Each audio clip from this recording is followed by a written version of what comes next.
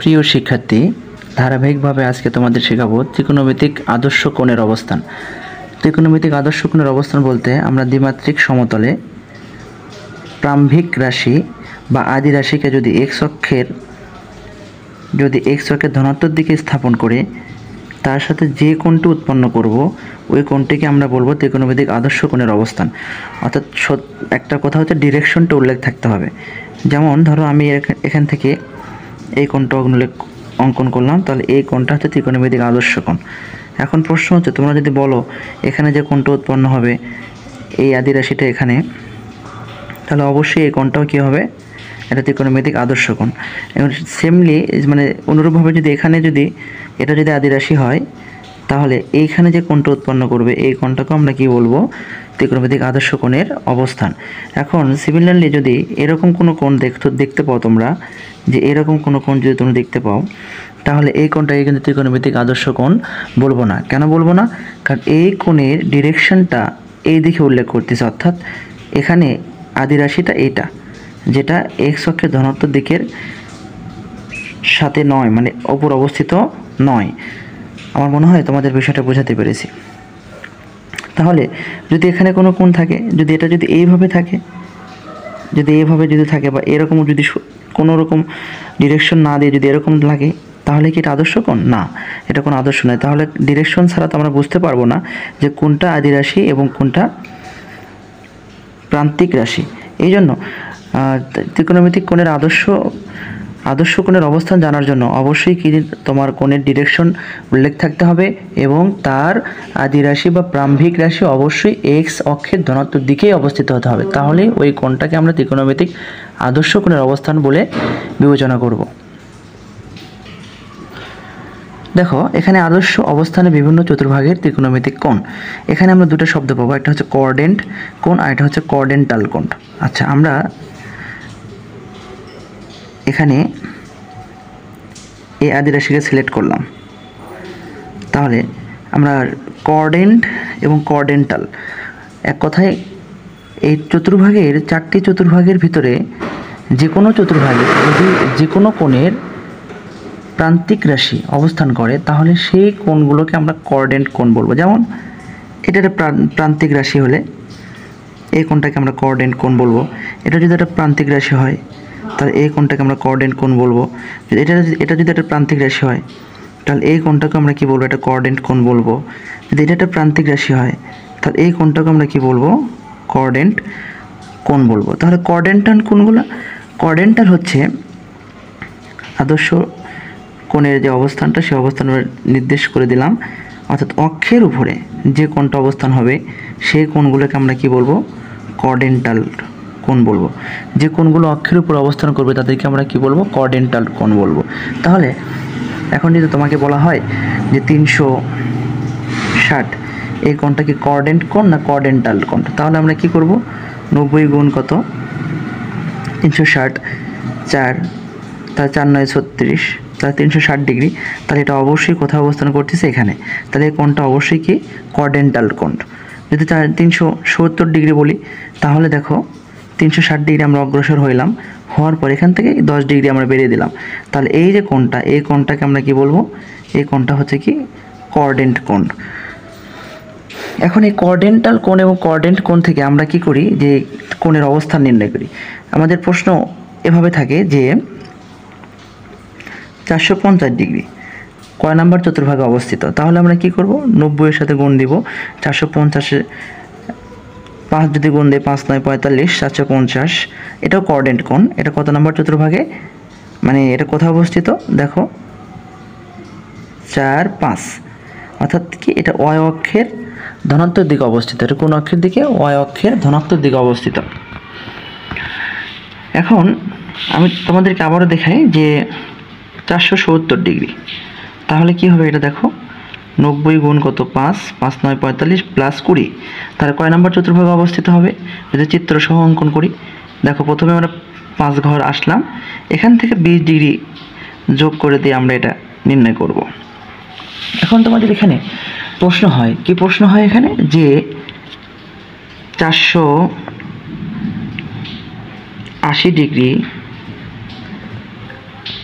কোন চতুর্ভাগে অবস্থিত চিত্রসহ ব্যাখ্যা করো। তাহলে আমরা এই 480-কে 90 ডিগ্রি আকারে কনভার্ট করব। কেন? আমরা এখানে প্রত্যেকটা কোণের পরিমাণ 90 ডিগ্রি, এই জন্য 90 ডিগ্রিতে কনভার্ট করব। 5 9 45 প্লাস 30। এবার আমরা 5টা চতুর্ভাগে যাব, 1 2 3 4। তারপর 5 নম্বর ঘরে আসলাম, এ পর্যন্ত আসলাম, প্লাস 30। আমাদের কাছে চাঁদা আছে, চাঁদা দিয়ে আমরা এখান থেকে 30 ডিগ্রি কোণ নিয়ে আমরা এরকম করে অঙ্কন করব। এটা কত নম্বর চতুর্ভাগ? দ্বিতীয় চতুর্ভাগ। এটা কত নম্বর? প্রথম। এটা কত নম্বর? তৃতীয়। এটা কত নম্বর? চতুর্থ।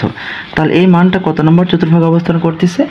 দ্বিতীয় চতুর্ভাগে। প্রিয় শিক্ষার্থী, তোমাদেরকে আমরা এর আগে আলোচনা করছিলাম ধনাত্মক কোণ এবং ঋণাত্মক কোণ নিয়ে।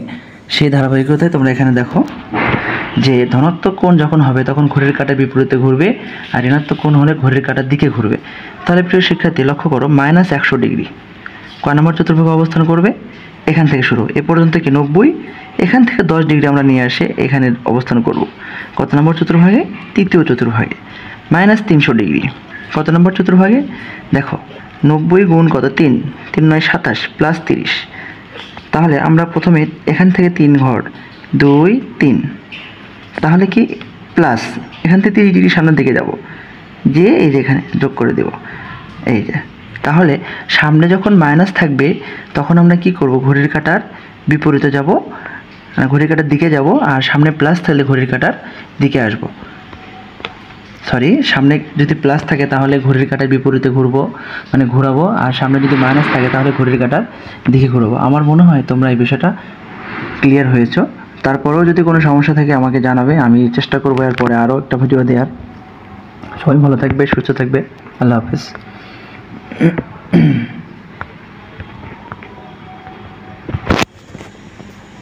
তোমাদের আমি এখানে কয়েকটা কোণ লিখেছি। এই কোণটা, এইটা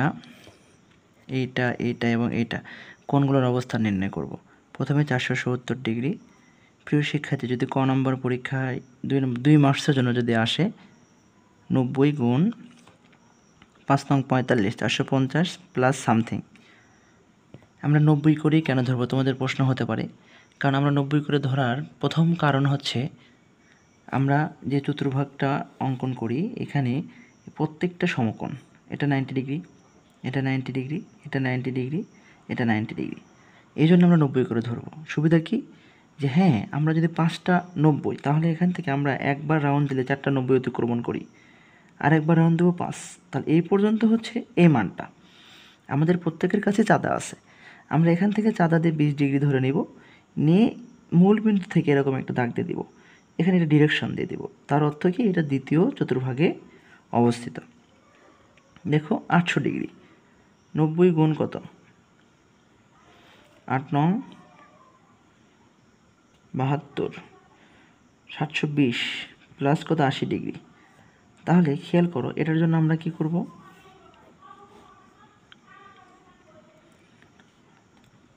প্রথমে 4 ঘর ঘুরলাম, আবার আমরা কি করব? 4 ঘর ঘুরবো, তাহলে টোটাল 8টা ঘর। এখান থেকে আমরা চাঁদা দিয়ে 80 ডিগ্রি এখান থেকে নির্ণয় করে নিব। নির্ণয় করে নিয়ে এরকম একটা ডিরেকশন দিয়ে দিব মূলবিন্দুর সাপেক্ষে, এই যে। তাহলে কত নম্বর চতুর্ভাগে? প্রথম চতুর্ভাগে। তারপর দেখো 720 ডিগ্রি, 8 নং 72 প্লাস বা মাইনাস কোনো কিছুই নেই। কারণ হচ্ছে কি, এটা 720 ডিগ্রি, এটা হচ্ছে কি, দেখো এই যে 2 বার ঘুরলাম, তাহলে কোন অক্ষের উপর অবস্থিত? এটা অবস্থিত কোন অক্ষের উপর? এক্স অক্ষের ধনাত্মক দিকের উপর অবস্থিত। তাহলে এটাকে কি কোণ বলা হবে? কর্ডামিনাল কোণ বলা হবে। এটাকে বলে কর্ডেন্টাল কোণ, আর ওটাকে বলা হচ্ছে কি কর্ডেন্ট কোণ। এটা হচ্ছে কর্ডেন্ট কোণ, এটাও কর্ডেন্ট কোণ, এটা হচ্ছে কি কর্ডেন্টাল। তাহলে এখানে আছে -160 ডিগ্রি। প্রিয় শিক্ষার্থী, তোমরা জানো মাইনাস যদি থাকে তাহলে সেটা ঘড়ির কাঁটার দিকে ঘুরবে। তাহলে এখানে আমাদের ধারাবাহিকভাবে আমরা যেভাবে করলাম 90 গুণ 2 মাইনাস 180 থেকে 20 বাদ দেব। ওকে, এই ক্ষেত্রে তোমরা একটু খেয়াল করো, 90 গুণ 2, একটা 90 আর একটা 90 এদিকে গেলাম, কিন্তু এখানে তো যে লাভ নেই, তার থেকে 20 ডিগ্রি কমে আসতে হবে। তাহলে এখান থেকে আমরা চাঁদা দিয়ে 20 ডিগ্রি কমে এখানে এসে যে দাগটা দেব, এই যে আমার কোণটা, এই কোণটার নামই হচ্ছে কি -160 ডিগ্রি। কত নম্বর চতুর্ভাগে অবস্থিত? তৃতীয় চতুর্ভাগে অবস্থিত। হ্যাঁ, তোমরা যদি মনে করো না আমরা অন্যভাবে করব, তাহলে 90 এর সাথে তোমরা 70 যদি যোগ করে দাও তাহলেও সেই মানটা আসবে। এটা কীভাবেও করতে পারো, দেখো 90 যোগ কত 70, তাহলেও কিন্তু সেম মানটাই আসবে। তোমরা এখান থেকে 90 আসলে এখান থেকে চাঁদাতে 70 ডিগ্রি নিয়ে নাও, নিয়ে দেখো এখানে কিন্তু আসবে তৃতীয় চতুর্ভাগে অবস্থিত। -300 ডিগ্রি, দেখো -300 ডিগ্রি, তাহলে কোথায় অবস্থিত? -90 গুণ কত 3 প্লাস কত 30, তাহলে দেখো এখান থেকে 3 ঘর আসবে, প্লাস থাকার কারণে এখান থেকে 30 ডিগ্রি নিয়ে নিব, নিয়ে এই যে অবস্থানটা প্রথম চতুর্ভাগে, এই অবস্থানটাই হচ্ছে কি আমাদের -300 ডিগ্রি। তাহলে আমাদের শুধু মনে রাখতে হবে সামনে প্লাস থাকলে ঘড়ির কাঁটার বিপরীতে ঘুরবে, আর সামনে মাইনাস থাকলে ঘড়ির কাঁটার দিকে ঘুরবে। প্রিয় শিক্ষার্থী, সবাই ভালো থাকবে, সুস্থ থাকবে। আল্লাহ হাফেজ।